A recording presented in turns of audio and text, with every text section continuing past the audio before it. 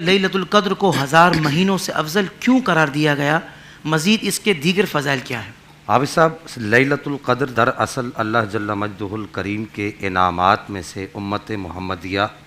علی صاحب الصلاۃ والسلام پر ایک بہت بڑا انعام ہے۔ سبحان اللہ، سبحان اللہ۔ اگر اس کو آپ یوں کہیے کہ اس رات کو 1000 مہینوں سے افضل کیوں کہا جاتا ہے، تو ہمارے مشائخ یعنی صوفیہ تو یہ کہتے ہیں کہ اس کو 1000 مہینوں کی عبادت کی یا اس سے بڑھ کر عبادت کی جو اللہ تعالیٰ نے خاصیت عطا فرمائی ہے اور امت محمدیہ کو یہ انعام عطا فرمایا،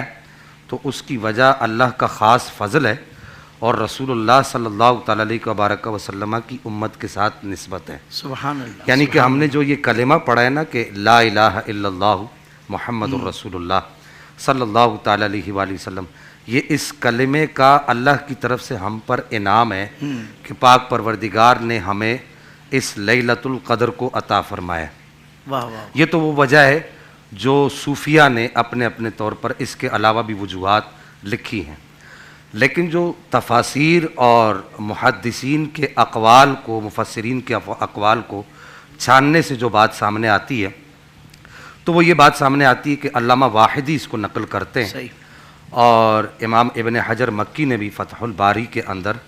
اور دیگر محدثین و مفسرین نے بھی اپنی کتب تفاسیر و شروح حدیث کے اندر اس بات کو لکھا ہے کہ علامہ واحدی کہتے ہیں کہ نبی پاک صلی اللہ تعالیٰ علیہ وآلہ وسلم نے ایک مرتبہ صحابہ کرام کو عبادت کی ترغیب دلاتے ہوئے ارشاد فرمایا کہ بنی اسرائیل میں ایک ایسا شخص بھی گزرا ہے جو 1000 مہینوں تک اللہ جل مجدہ الکریم کی عبادت بھی کرتا رہا اور 1000 مہینوں تک مسلح رہا، یعنی کہ 1000 مہینوں تک اس نے ہتھیار اپنے جسم سے اتارا نہیں، اللہ کی راہ میں جہاد کرتا رہا، لڑتا رہا۔ صحابہ کرام رضوان اللہ تعالیٰ علیہم اجمعین نے جب یہ سنا تو ان کو تعجب ہوا،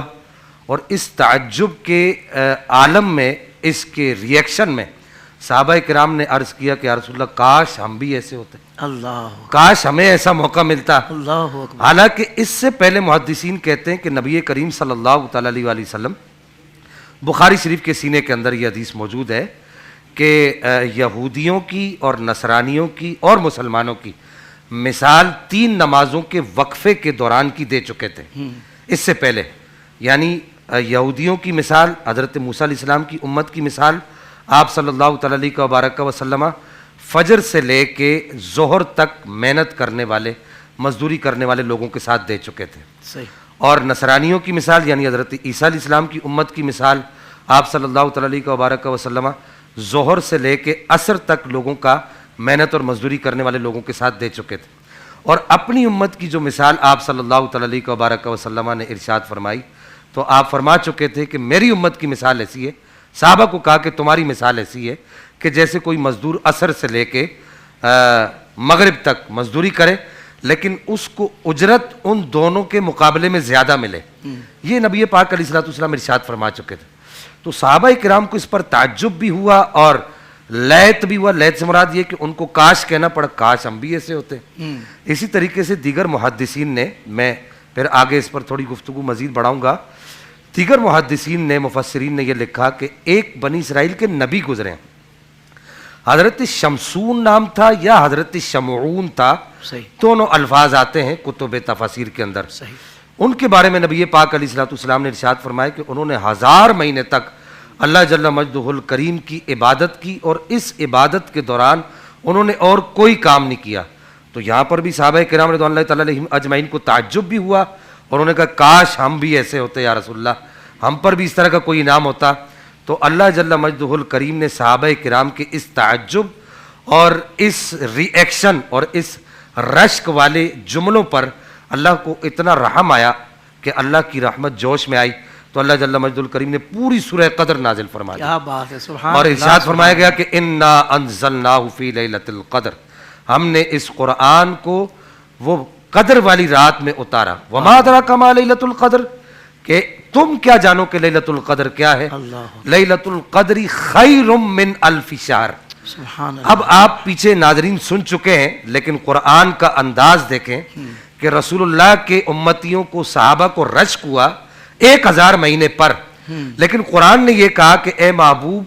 یہ لیلۃ القدر جو ہے یہ 1000 مہینوں کے برابر نہیں ہے، خیرن ہے، اس میں تفضیل استعمال کیا،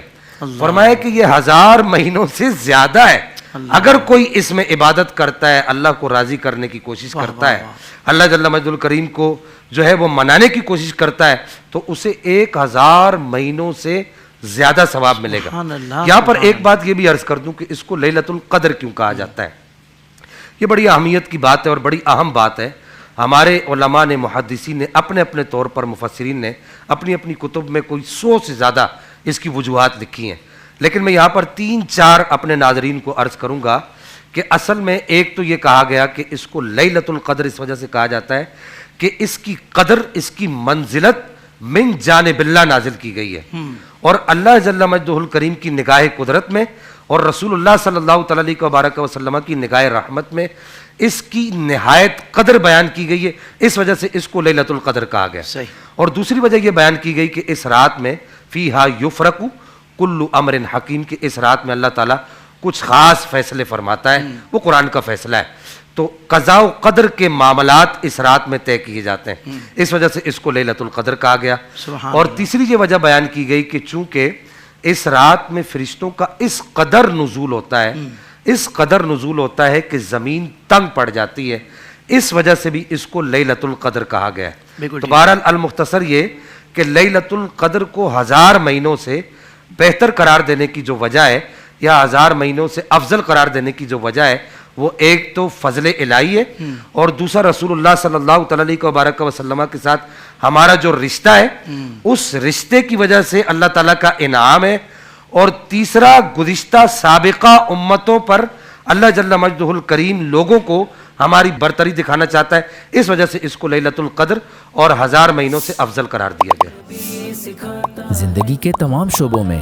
دینی رہنمائی حاصل کرنے اور آخرت کو بہتر کرنے کے لیے ہمارے YouTube channel Islamic digital studio کو سبسکرائب کر لیں اور بیل آئیکن بھی پریس کر لیں۔